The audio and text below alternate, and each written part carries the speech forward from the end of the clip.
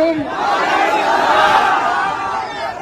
भोगा खाली में यहाँ पर मौजूद मेरे सभी मोहतरम बुजुर्गों, भाइयों और हमारे बीच में यहाँ पर महागठबंधन के प्रत्याशी मौलाना सऊद आलम साहब आपके बीच में हैं। मैं बहुत दूर से आपके बीच में आई हूँ, आपकी बहन हूँ, आपकी बेटी हूँ, और सिर्फ इसलिए कि आज पूरे देश की नजर अगर कहीं है तो आप लोगों के ऊपर है कि बिहार की ये अजीम जनता हमें रास्ता दिखाएगी कि इस देश को किस दिशा में चलना चाहिए। नफरत के दिशा में, बेरोजगारी और गरीबी के दिशा में, या एक उम्मीद के दिशा में। तो आज हम सब आपके बीच में महागठबंधन के रूप में एक ऐसा गठबंधन लेके आए हैं जहां सभी का मान सम्मान, सभी की इज्जत होगी, जहां आपकी तरक्की के लिए, आपकी आने वाली नस्लों की तरक्की के लिए काम किया जाएगा। ये जो धरती है बिहार की, ये मेहनत कष्टों की धरती है और यहाँ पर सबसे ज्यादा ईमानदारी से मेहनत करने वाले हमारे भाई रहते हैं। लेकिन अफसोस की बात है कि आप लोगों को रोजगार के लिए अलग अलग सूबों में जाना पड़ता है, अलग अलग राज्यों में जाना पड़ता है। ये आपकी जो सरकार है, ये आपको नहीं रोजगार देना चाहती, आपकी तरक्की नहीं चाहती है। अब बहुत लंबा वक्त काट के आपके सामने ये सुनहरा मौका है कि आप लोग, हम सब एकजुट होकर मिलकर इस सरकार को बदलने का काम करें। और ये सरकार सिर्फ तब बदली जा सकती है जब हम बहुत समझदारी और सूझबूझ के साथ ये आंकड़े जोड़े कि सरकार को हरा कौन सकता है।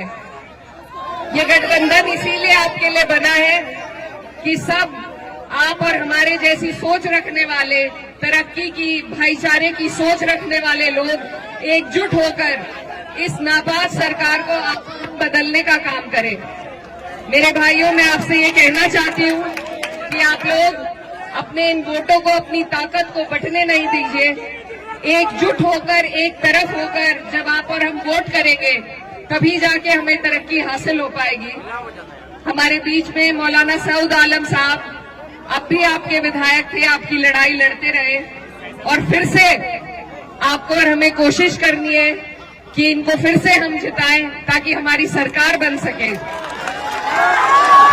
मेरे मौलाना सऊद के जो वालिद थे वो मेरी वालदा के साथ सांसद रहे, तो हमारा पुराना ताल्लुक है, पुराना रिश्ता है और उसी के नाते आज मैं आपके बीच में ये गुहार लगाने आई हूँ कि इस सरकार से, ये जो डबल इंजन की नापाक सरकार है, इससे हम लड़ते हैं जब इससे हमें लड़ना पड़ता है आपके मुद्दों पे, चाहे वो वक्फ का मुद्दा हो या आपकी तरक्की, आपकी बेहतराई के लिए, आपकी रोजगार के लिए कोई मुद्दा हो। जब हम लड़ते हैं तो आपकी और हमारी लड़ाई का फायदा उठाकर जो लोग जीत के इस सरकार में बैठे हैं, उन्होंने किस तरीके से आपको और हमें धोखा देने का काम किया, ये बात आपको जरूर याद रखनी है। ये एक सिस्टम के तहत आपके और हमारे इदारों को बिल्कुल खत्म करना चाहते हैं ताकि आप और हम तालीम से, रोजगार से, तरक्की से दूर हों। तो इन लोगों के इस इरादे को अगर हम फेल कर सकते हैं तो सिर्फ एक वोट की ताकत हमारे पास है और कोई लाठी डंडे की ताकत नहीं है। सिर्फ वोट की ताकत से आप चोट पहुंचा सकते हैं और उसमें भी अगर हम अपने वोटों को बांट देंगे, अगर आपसी लड़ाई के चक्कर में हम इनको फिर जीतने देंगे तो ये हमारी आने वाली नस्लें आपको और हमें कभी माफ नहीं कर पाएंगी। तो मैं बहुत दूर से आपके बीच में, हमारा उत्तर प्रदेश आपकी तरफ निगाहें टिकाए बैठा है कि बिहार से जो संदेश निकलेगा वो पूरे देश भर में सरकार को बदलने का काम करेगा। तो मेरे भाइयों, आपसे मेरी यही गुजारिश है बार बार कि सभी लोग, माननीय अखिलेश यादव जी, राहुल गांधी जी, तेजस्वी यादव जी, सभी लोग कोशिश कर रहे हैं, आपके बीच में आ रहे हैं।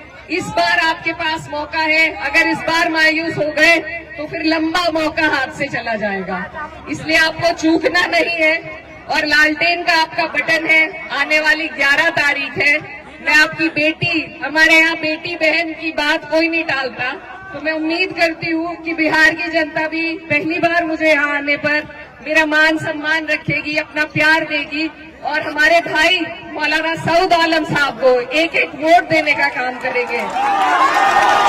और भी जो लोग हैं वो भी अपने हैं, वो भी लड़ रहे हैं, लेकिन मेरा बस आपसे ये सवाल है कि वोट डालने से पहले ये सोचिए कि क्या वो सरकार बना सकते हैं।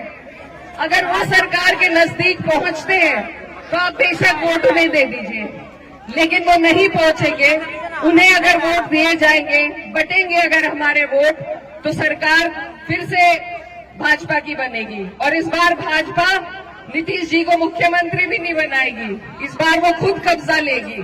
तो अब तक जो हालात थे वो बद से बदतर आपके हो जाएंगे, इसलिए आपको पहले ही अपनी सुरक्षा करनी है और उसका जरिया मैंने जैसा आपको बताया सिर्फ वोट का है आपके पास।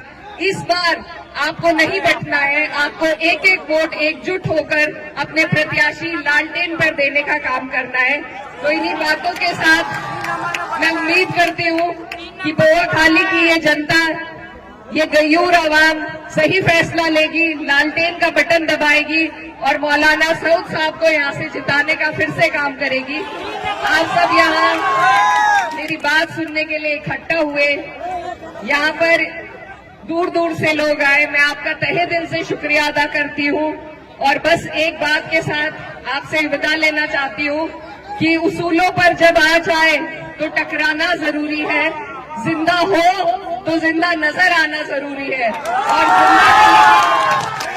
और जिंदा कौम की और जिंदा दिल्ली की अगर सबसे बड़ी मिसाल कोई हो सकती है तो वो इस बार इस सरकार को उखाड़ फेंकने की ही मिसाल आपको देनी है। आप सबका यहाँ आने के लिए बहुत बहुत शुक्रिया, धन्यवाद। दुआओं में याद रखिएगा। अस्सलाम वालेकुम।